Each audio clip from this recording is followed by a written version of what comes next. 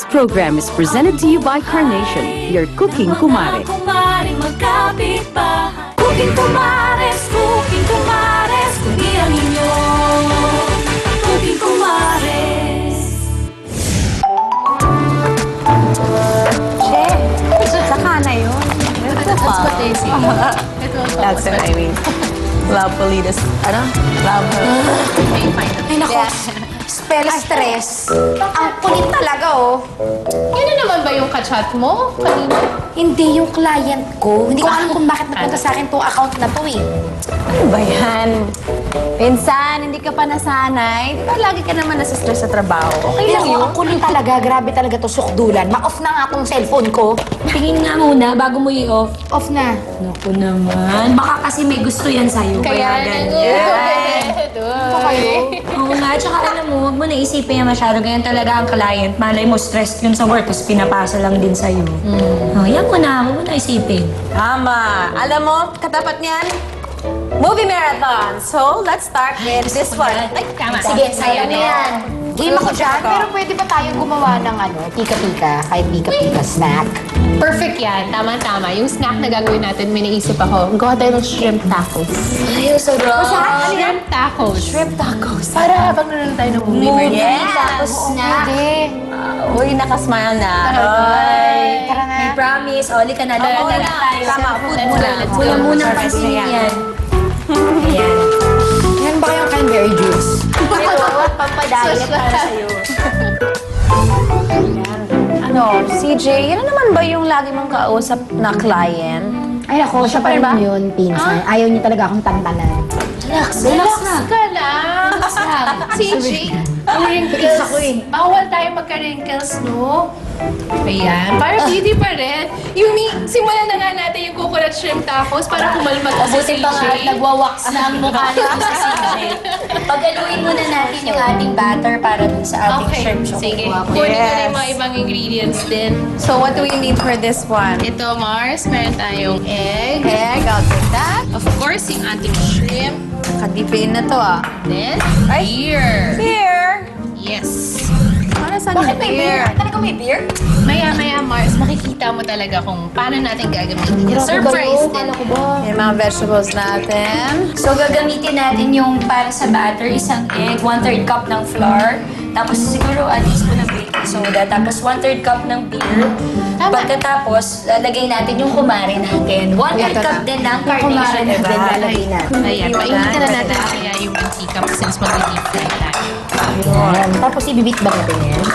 Yes, sige. Gusto mo ikaw na Pwede mix. Oo, exciting. So yan, ito yung beer batter nga, CJ, na tinasabi ko sa'yo. Huwag kang magulat kasi pwede din gamitin talaga ang beer. Hindi lang sa pag-inom, pero also pagluto din kasi nakakapagpaalsa. Tignan mo. Good.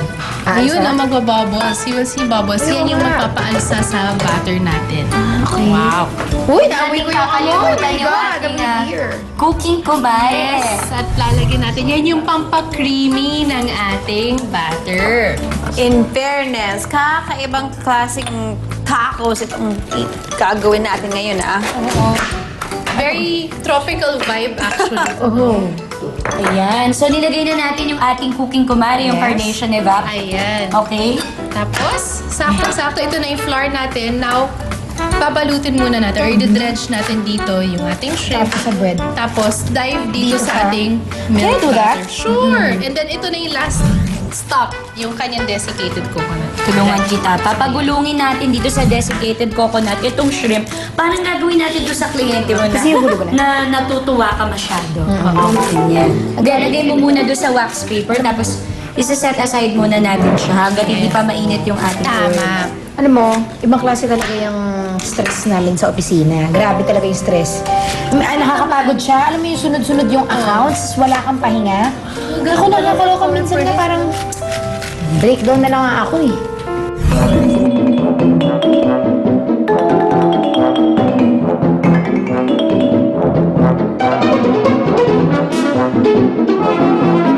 Mars, okay lang yan. Positive thinking lang talaga. Tama, parang ito, napaka-positive ng cooking, di ba? Kapag nasistress ka, turn to cooking, I'm sure mawawala talaga yung mga kung anong mga kinakahagar mo. Actually, Actually, Yumi, kahit nga wala ka na nung breadcrumbs, diretso mo na dun sa ating milk batter, gamit carnation evap. Pwede na yan kasi aalsa na rin, may konting arena, may beer. So, parang yun yung malatempura style. Okay. Alright, ayan. Pinapainit na natin yung mantika. Very important kasi na mainit yung mantika natin para maging crunchy talaga at hindi oily yung ating shrimp. So, meron tayo ditong cream. Bigaan mo lang ng ating dayap.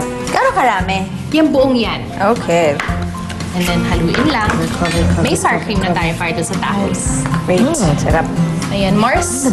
Kuha lang ako ng food tong. The best yung coverage Excuse ko. me again. Pwede ko na i-fry itong first batch. Excite! Wag! Ayan. Wag. Agilo ka usap. Tapos, huwag kayong matakot sa mantika. Dapat as Mas close as malapit. possible. Yung galing, oh. There you go. Ayan. Ayan. Hintayin lang natin maging golden brown yan. And then, yun na yung telling sign na luto na yung ating shrimp. Kasama kayo.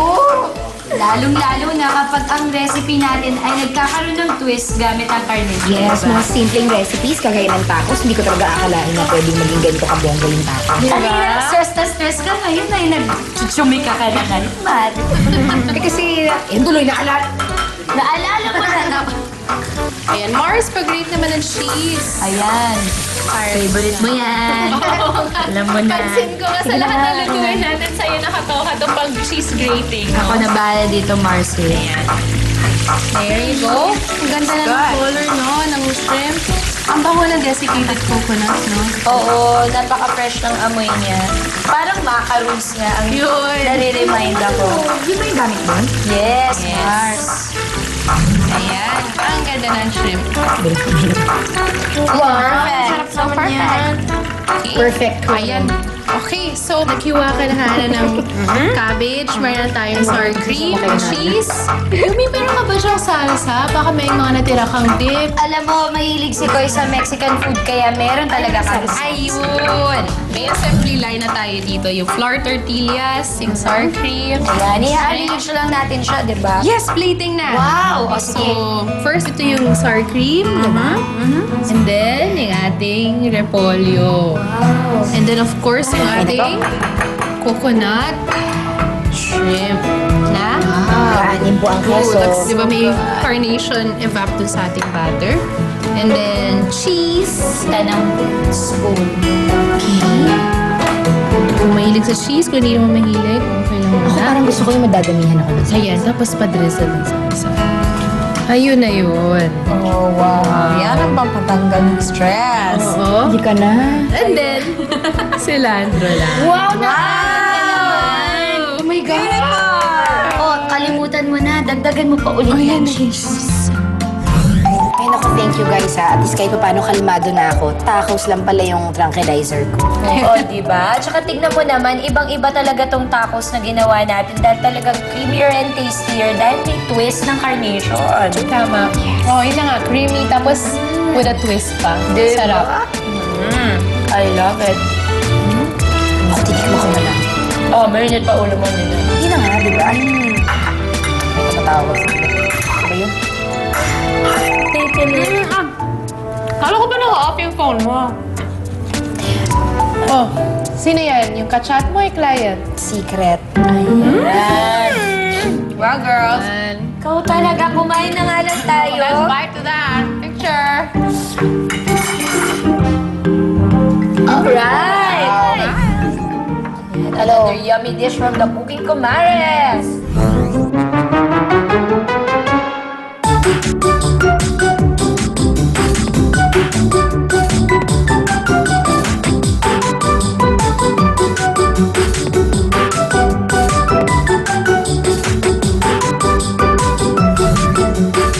Hectic ang week. Nag-cook off ako. Panalo! Happy ang mga kids sa birthday ni Kaya. Ang saya. At si CJ. Natanggal ang inis sa client na KJ. At sa lahat ng ito, ever-present ang mga cooking kumares ko. Be it a challenge, a celebration or diversion, lahat kami have something in common. Cooking and all-out friendship. Till next week, mga cooking kumares. Ang buhay ng mga kumaring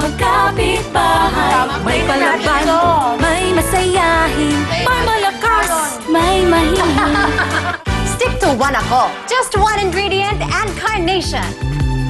So creamy. I'm all for 2. 2 ingredients plus carnation. Yummy, yummy, yummy! Leftovers is all I get. Pero ang dishes ko, the best. With Carnation, bawat dish, ala gourmet. All our kitchen creations pinasarap ng carnation. Carnation, our cooking kumare.